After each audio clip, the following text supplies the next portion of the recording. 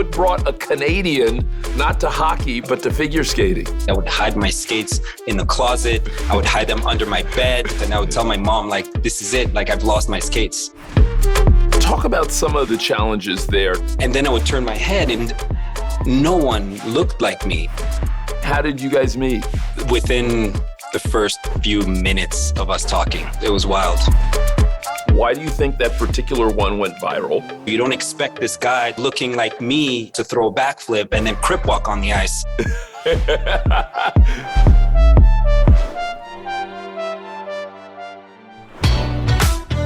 Hey family, it's Carlos Watson. Guess who's stopping by? Elladj Baldé. If you love figure skating, if you love magic on ice, you've enjoyed his social media videos. He's totally blown up during COVID. You won't forget him, and now you'll love him. He's a sacred man indeed. Hey, how you doing, man? What's good? I'm good. How are you? Oh man, great to meet you. I was saying I wish I could jump like you. I was watching all your backwards flips and all of that. And it's a funny thing. I used to be young and athletic in my mind, but I was in a really bad car accident and I was not able to walk for 3 years and they thought I would never be able to walk again. And so my right leg has never been the same since. I had all sorts of stuff happen to it. But what it's made me is really admire and appreciate people who have strong legs and who can do magical things with their legs. It's hard to explain, but it's kind of magical watching you do stuff like that. Yeah.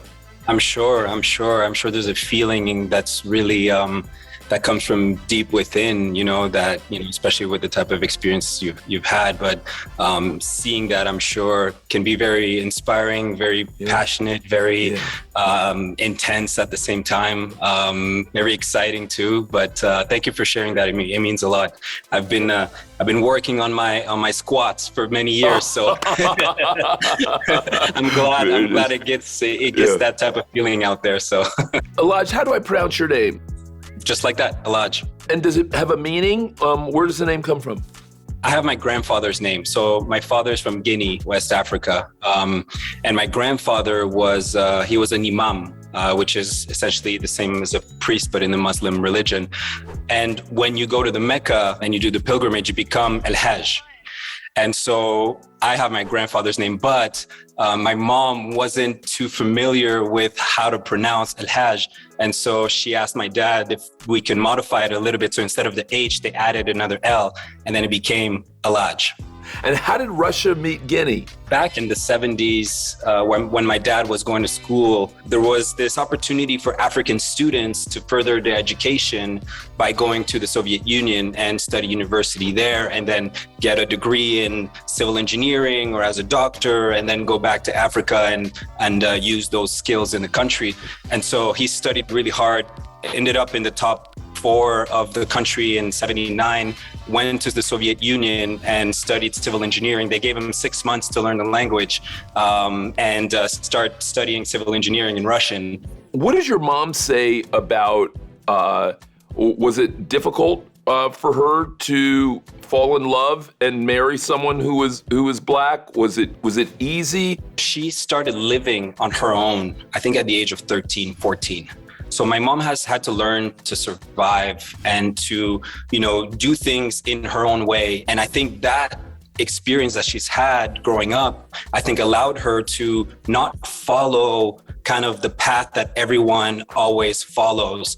She was always kind of the black sheep, if you want to say it like that. And so when she met my dad, obviously there was a connection there. And then what about for you? What was your experience growing up as a mixed child? Was it common? Was it uncommon? Was it stressful, not stressful? What was your experience, if any?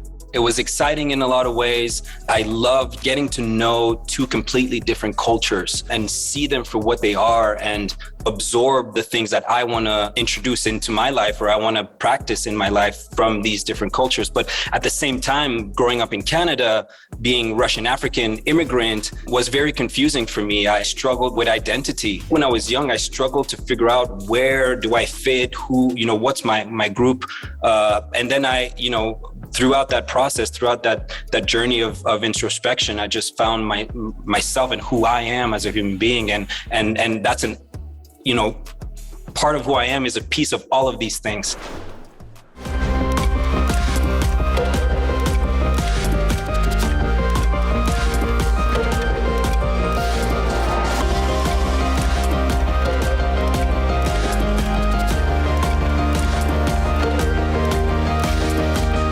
Elladj, tell me about figure skating. How did you get into figure skating? What brought a Canadian, not to hockey per se, but to figure skating? So the first one to skate, obviously, in our family was my mom. When she was young, she skated. She was very passionate about the sport.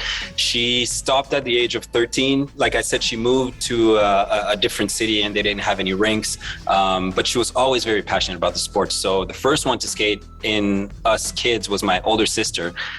She skated in Tashkent, loved it.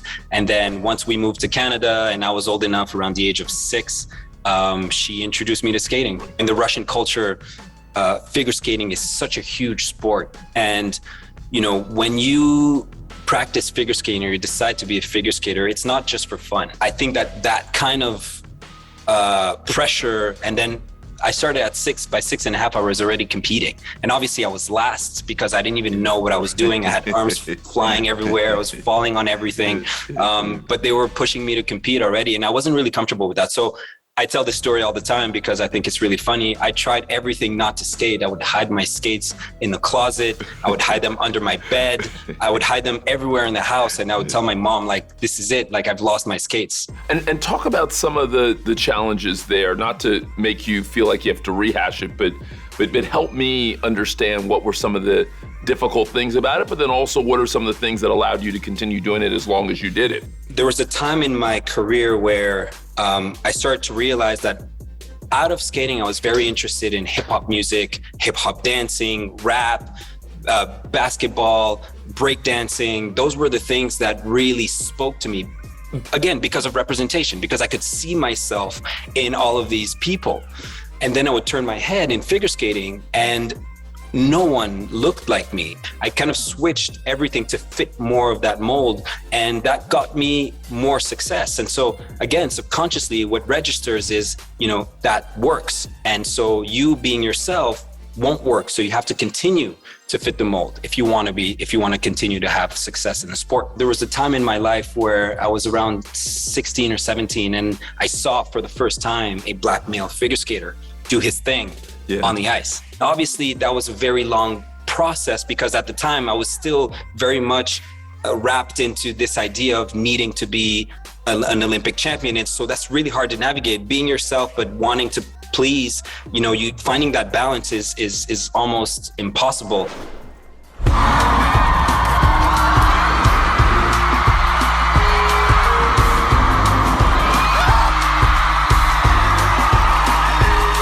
What finally made you walk away, though, even though you made the change and you adjusted and you made it more you ultimately decided to walk away, if you will, from the Olympian path? Why? Around the age of 16, 17, I started, you know, playing with the idea of, you know, being a little bit more myself, which led me to my first Olympic trials in 2014. At the age of 24. And I was still, you know, at that time, I was still very much in this path of like, you know, I'm going to be Olympic champion and I'm going to try to do it kind of in my own way, but also fit in. And then those Olympic trials, I didn't make the team. And it was deeply devastating, not only because it was the Olympics, but because the Olympics in Russia. And so I was going to go back for the first time almost in Russia and compete at the Olympics where you know, in the country that I was born. And so I had put so much, you know, it was heavy. There was a lot sitting on that table for me. But then, you know, the year I was supposed to win nationals, I had a horrible skate. And not only did I not win nationals, but I didn't even think I made the top 10, which was the first time ever. And that's when I went to Africa with my dad, and my life changed. And did it change in a moment there, or what happened in Africa that changed it? Was it a process? Was it a person? It was a process. And again, It's always like a soup of and a bunch of ingredients that for me, at least, I found that in my life, every time some shift happens, it's just a long list of ingredients that come together. So yes, going to Africa, meeting my grandfather for the first time. He was 99 years old. He was in a coma just before, and maybe wasn't ever going to come out of the coma. The moment I met him, that first eye contact, our energies coming together, I had never felt something like that in my life.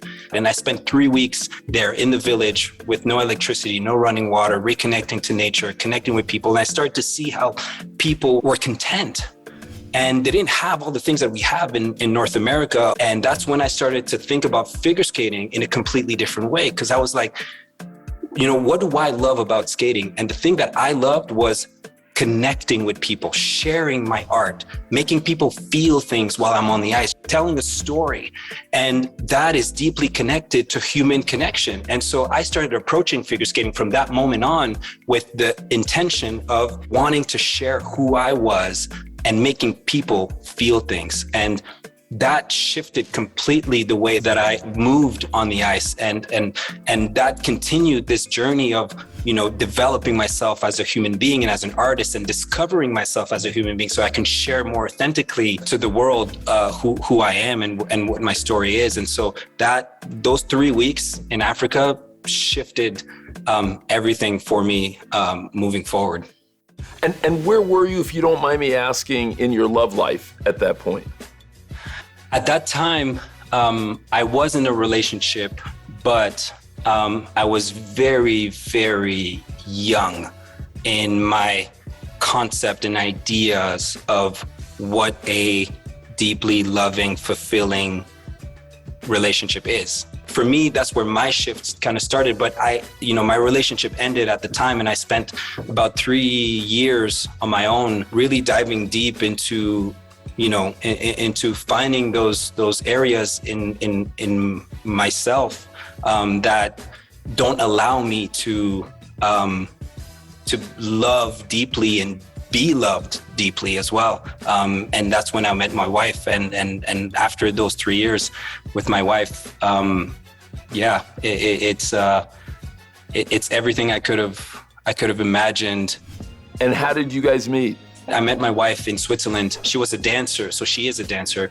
And there's a tour in Switzerland called Art on Ice, and they have artists, dancers, and figure skaters. And so she was one of the dancers. I was one of the skaters. She's from Canada, but she's been living in LA for about 12 years now. As a dancer, that's where, especially commercial dance, that's where the hub is. So she's been in LA for many years. And that's when our journey started. And did you know right away? Did it take you a minute? Within the first few minutes of us talking, it was wild.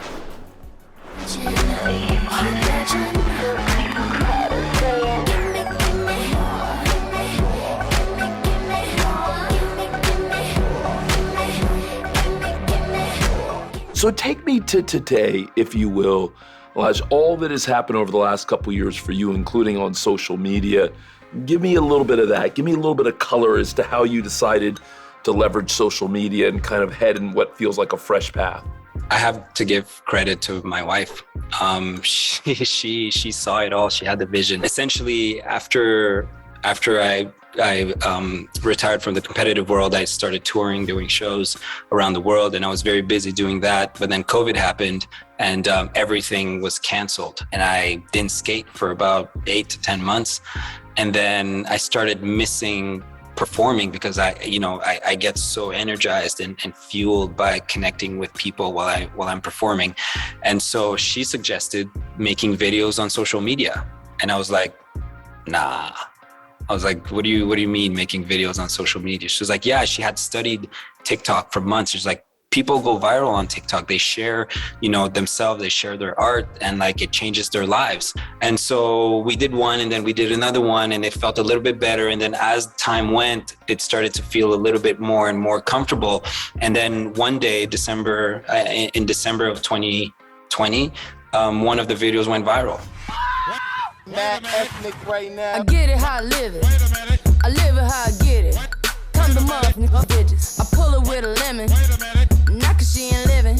It's just your eyes get acidic. And that completely changed my life from one day to the next. Well, that's two questions. Number one, why do you think that particular one went viral?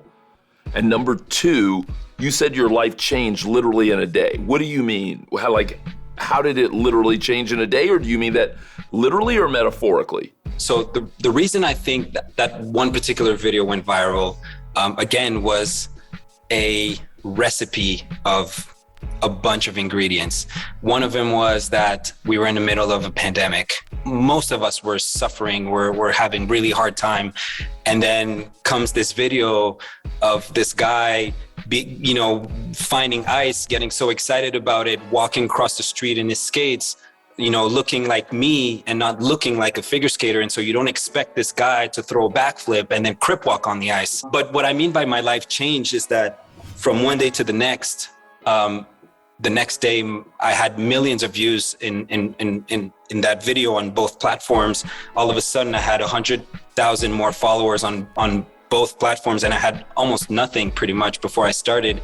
And my emails were being bombarded with people and wanting to, first people congratulating me, but also people wanting to collaborate with me, doing partnerships, wanting to represent me, pay me to do this and that. And all of a sudden, from one day to the next, I'm trying to figure out what this all means. I've never dealt with social media or being an influencer in any of that stuff. Where does this go, do you think? I mean, no one ever knows for sure, but if you had to think, now that you're here, now that you're kind of, 15, 18 months into it, where do you think this goes? But just to have this kind of platform has allowed me to feel like I can do whatever I want. And so that's where I started our foundation, the Skate Global Foundation. That was one of the first things I wanted to do with this, because again, I'm deeply committed to wanting to increase diversity in the sport of figure skating and making the experience of Black, Indigenous, and people of color more normal in the world of figure skating. What are you most excited about as you get ready to go on tour with Stars on Ice?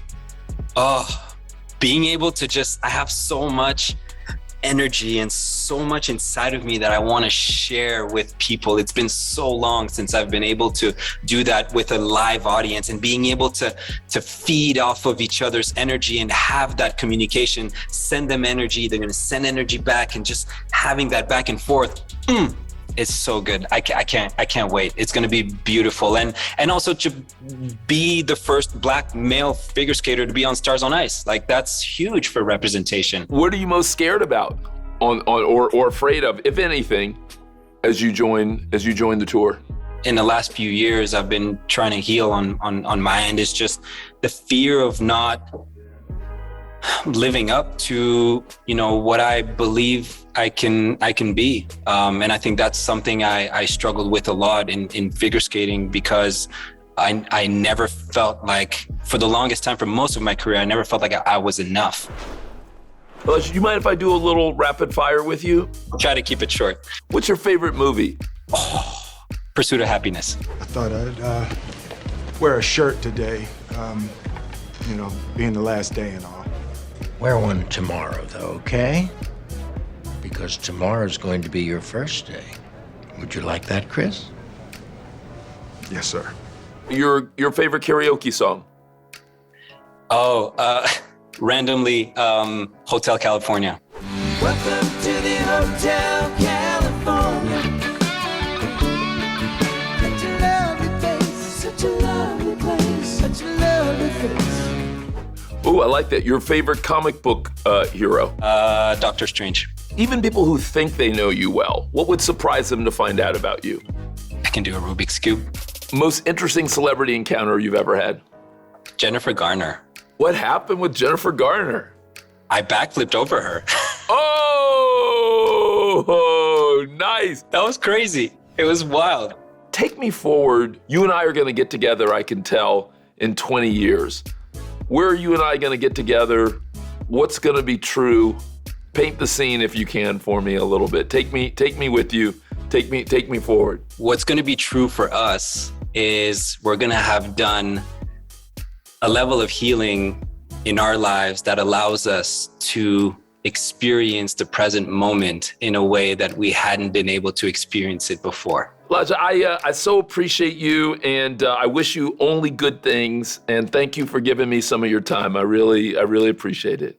And thank you for your, for your energy, for holding space. And I appreciate you a lot. So thank you. Sasha, what'd you think of your fellow Rubik's Cuber? You know what? You're funny with that. I started following him on social media during the pandemic because, like he said, his videos of just him on the ice, just free and out there, and to the music and the hip hop and his outfits and just his look. And like, I was sharing his videos with Jordan, like hoping that he would, be inspired and seeing someone, who looks like him. And it's like, you can do something like this. Anna, what did you think? How did you feel about your boy? What did you think? I really appreciated that his goal, in 20 years was to have experienced healing, to experience the present moment more than today. Whenever we have traumas or we have a lot going on in our lives, I think those thoughts really cloud us from what's really in front of us. So healing to be able to experience moments more fully. And I think that's so cool and so important. And I just know that he's so emotionally intelligent just because he said that.